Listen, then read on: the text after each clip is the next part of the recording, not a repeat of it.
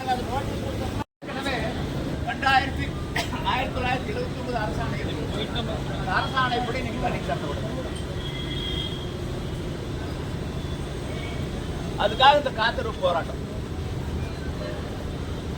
வேற ஏதாச்சும் ஐயப்பாடு தான் கேளுங்க, வேற ஏதாவது சந்தேகம் இருந்தா கேளுங்க. இந்த நோட்டீஸ் படிச்சிருக்கிறீங்க, பார்த்துருக்கிறீங்க, அதுல சந்தேகம் இருந்தா கேளுங்க. 100க்கு 100 நமக்கு நியாயம்.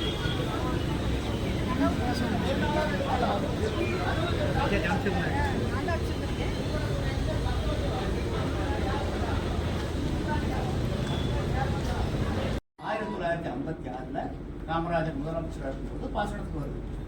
Government to not guarantee supply for second crop cultivation. 2வது வகுப்பு அரசாங்கம் உத்தரவாதம் கொடுத்தது. During the scarcity period water will be supplied for second crop only after meeting the demands of the legitimate market under Goa project. சட்டப்படி உரிமை பெற்ற கில்பாவாணியினுடைய தேவை பூர்த்தி செய்த பிறகு மீதி இருந்தால்தான் 2வது வகுப்பு. ஆனால் என்ன பண்ணிட்டாங்க, அரசாணை மறைச்சிட்டாங்க. அங்கே கொடிவேரி திறக்கும் போதே 10 மாதங்களும் திறந்துட வேண்டியது 2 பவுன். காடைகிராணி திறக்கும் போதே 3 பவுன் திறந்துட வேண்டியது. ஒரு ஆண்டில் பார்த்தீங்கன்னா அவங்களுக்கு 2 பவுன் விட்டாங்க, இவங்களுக்கு 3 பவுன் விட்டாங்க. அணைக்கட்டுறதுக்கு பணம் கொடுத்தவங்களுக்கு நிறைய விடுதலை. இது கடந்த கால நடைமுறை. இதனுடைய வெளிப்பாடு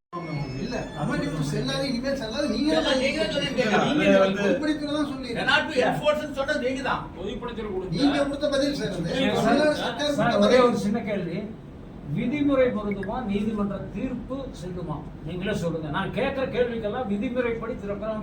அது என்ன விதிமுறை? அப்புறம் அதான் சொல்றாங்க. சொன்னீங்க.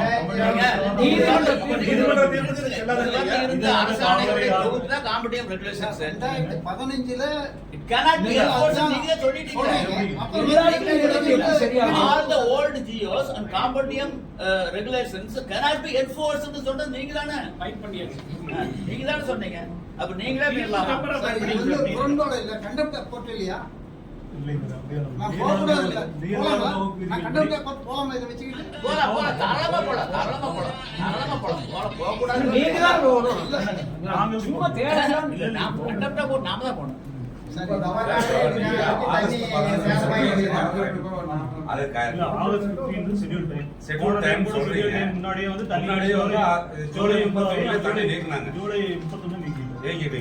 அதுக்கு முன்னாடி வந்து ஒரு தடவை வந்து ஜூலை 22 வந்து தண்ணி நீக்க சொல்லி இது பண்ணிட்டுங்க.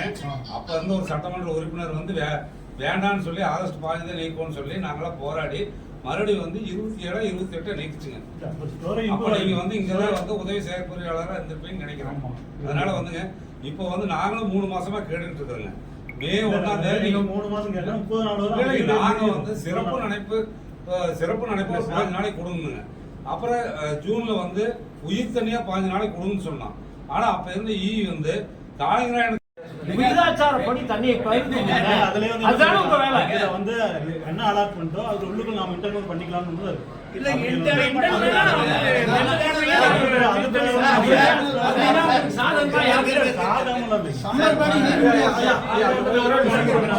அதுல வந்து காவல் நிறுவன திருப்பி உங்களுக்கு வந்து எல்பிபிக்கு வந்து ஆகஸ்ட் 15 அந்த டியூ டேட்ல என்ன ஸ்டோரேஜ் இருக்கோ பார்த்து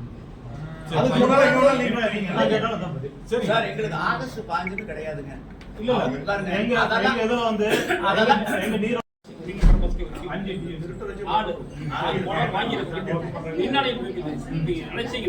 நாளை காலையில 2 டீம் போட முடியும்.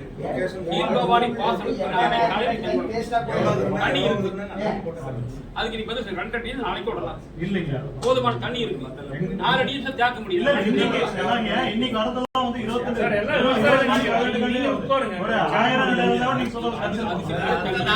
சொல்லிட்டுமே வரப்போகுது. நீங்க திறக்காதீங்க கொடுவேரிக்கு, அது கோடையில திறக்கிறதுங்கிறது எல்லாம் சொல்லிட்டோம். தேர்தல் நடக்கும் போதே நீங்க எடுக்கிற முடிவுனால கர்நாடகா வந்து தண்ணி விட மாட்டோம். அவன் காவிரி ட்ரிபியூனல் ஃபாலோ பண்ண மாட்டாங்க. நீங்க எடுக்கிற முடிவால காவிரி ட்ரிபியூனல் ஃபாலோ பண்ண மாட்டோம். நீங்க என்ன ப்ரொசீஜர் ஃபாலோ பண்றீங்களோ அதெல்லாம் காவிரி தஞ்சாவூர் தண்ணி விடணும். நீங்க வந்து உங்க ஓன் இதுல டிசிஷன் எடுக்கிறீங்க, அவங்க எடுத்துட்டு போயிடுவாங்க. இல்லைங்க, இது வரைக்கும் டேம்ல இப்ப 80 அடி தண்ணி இருக்காங்க. போன ஜூன்ல இருந்து இது வரைக்கும் 80,000 கண்ணாடி தண்ணி வேஸ்டா திறந்து விட்டுருக்கீங்க. எந்த யானை வாங்கி நீங்க அமல்படுத்தி எடுத்து விட்டீங்க? இது வரைக்கும் இடம் இல்லைங்க. ஆத்துல தானுங்க கொடிவேரி அணையில போன ஜூன்ல இருந்து இது வரைக்கும் போன தண்ணி அளவே கிடையாதுங்க. அதாவது எப்படின்னா நடுவர்மன்ற தீர்ப்புல நீரேற்று பாசனத்துக்கு நீர் ஒதுக்கீடு இந்த நிமிஷம் 4 வருஷம் ஐயா வந்து சங்கம் அப்போ கூட நான் கேட்டேன். கடப்பள்ளி அரக்கோட்டைக்கு காணிங்கிற எனக்கு எல்பிபிக்கு இவ்வளவு காலம் இவ்வளவு டிஎம்சின்னு நீர் ஒதுக்கிடுவீங்க. அவங்களுக்கு ஒதுக்கீடே இல்லாததுக்கு இந்த நிமிஷம் வரைக்கும் நான் வச்சுக்கோங்க. அது எந்த அடிப்படையிலையா? அந்த தண்ணி இருந்திருந்தால் இப்ப இந்த 3 பாசனத்துடைய குடிநீர் பிரச்சனை நீர் தேவை கூட பூர்த்தி செஞ்சு சட்டத்தில் இடமில்லாத நீரேற்று பாசனத்துக்கு இந்த நிமிஷம் வரைக்கும் அனுப்பிச்சுட்டு இருக்காங்க. பாசனம் உரிமை விட்ட நாங்க உங்ககிட்ட வந்து இப்ப போராடிக்கிட்டு இருக்கோம். இதுக்கு என்ன நடவடிக்கை எடுத்திருக்கிறீங்க? மாவட்ட நிர்வாகம் நிறுவனம் அந்த 3 மாசம் முன்னாடியே நான் சொல்லியிருக்கேன்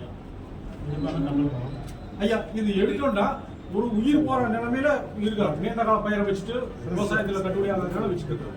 உயிர் தண்ணி தான் நான் கேட்கறேன். இந்த கால சூழ்நிலையில அவங்க சம்பந்தமே இல்லாத அனுபவிச்சுட்டு இருக்கும்போது எங்களுக்கு உணர்வுபூர்வமா கோபம் வருமா வராதாங்க? சொல்லுங்க. அப்ப இதுல சட்டத்துக்கு உட்பட்டு எங்களுக்கு தண்ணி வேணும் கேட்கிறோம்.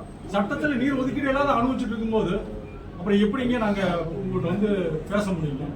நீங்க என்ன தீர்வு எங்கிட்ட சொல்லி நாங்க எதிர்பார்க்க முடியும்? 3 மாசம் முன்னாடியே நம்ம ஐயா கிட்ட சொல்லியிருக்கோம். ஐயா, காவிரி இறுதி தீர்ப்பு வால்யூம் 5 பக்கம் 4 சொல்லியிருக்காங்க. The lift schemes will not be considered for water allocation. நீரேற்று பாசனங்கள் நீர் பங்கீடு கணக்கில் கண்டுகொள்ள நாங்கள் ஈபி பெடிஷன் போட்டு பார்த்தோம். எக்ஸிகியூஷன் பெடிஷன் அதுலேயே கிடையாது சார். நாங்கள் 50 வருஷமா போராடிட்டு இருக்கிறோம். ஒதுக்குனா விருதாச்சாரப்படி பொங்காம நீங்க அவங்களுக்கு மட்டும் அப்படியே விட்டுருங்க. நாங்க என்ன பாவம் செஞ்சோம்? அது என்ன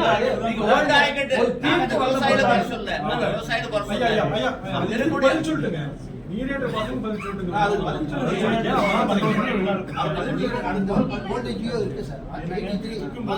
அது ஏன் எடுக்கலீங்க? என்ன நடவடிக்கை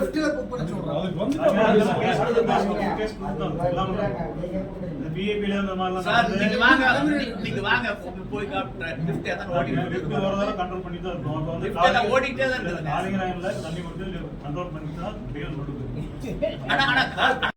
நாங்க எல்பிபி பாசன விவசாயிங்க. இன்னைக்கு பாத்தீங்கன்னா எங்க ஊர்ல எல்லாம் மக்கள் குடிக்கிறக்கோ மாக்கள் குடிக்கிறக்கோ குடிநீர் இல்லாத சூழல்ங்க.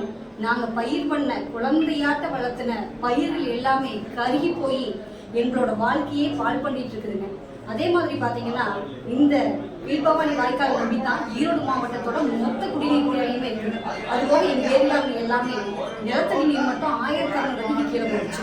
போர் போட்டாலும் தண்ணி கிடையாதுங்க. அப்படியே வந்தாலும் சாயக்கழிவு தண்ணி தான் வருதுங்க.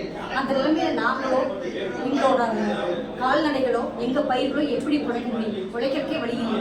நாங்க பாத்தீங்கன்னா கிட்டத்தட்ட 1 மாசத்துக்கு முன்னாடி இருந்தே நீர்வளத்துறை இருந்து ஒரு 15 நாள் உயிர் தண்ணி கொடுக்கணும்னு சொல்லிட்டு போராடிட்டு இருக்காங்க. ஆனா இன்னைக்கு வரைக்கும் இந்த உயிர் தண்ணியை எங்களுக்கு உயிர் பிழைக்கிறதுக்கான தண்ணியை கொடுக்கறதுக்கு நீர்வளத்துறை தயாரா இல்லை. மக்களை உங்களுக்காகவும் சேர்ந்துதான் நாங்கள் போராடுறோம். தயவு செஞ்சு உயிர் பிழைப்பதற்காக கீழ்பவானி பாசன விவசாயிகளுக்கு நீங்க எல்லாருமே சப்போர்ட் பண்ணுங்க. மேலும் வீடியோக்களை காண நவ் இந்தியா டைம்ஸ் யூடியூப் சேனலை சப்ஸ்கிரைப் பண்ணுங்க. பக்கத்துல இருக்க பெல் பட்டனை மறக்காம கிளிக் பண்ணுங்க.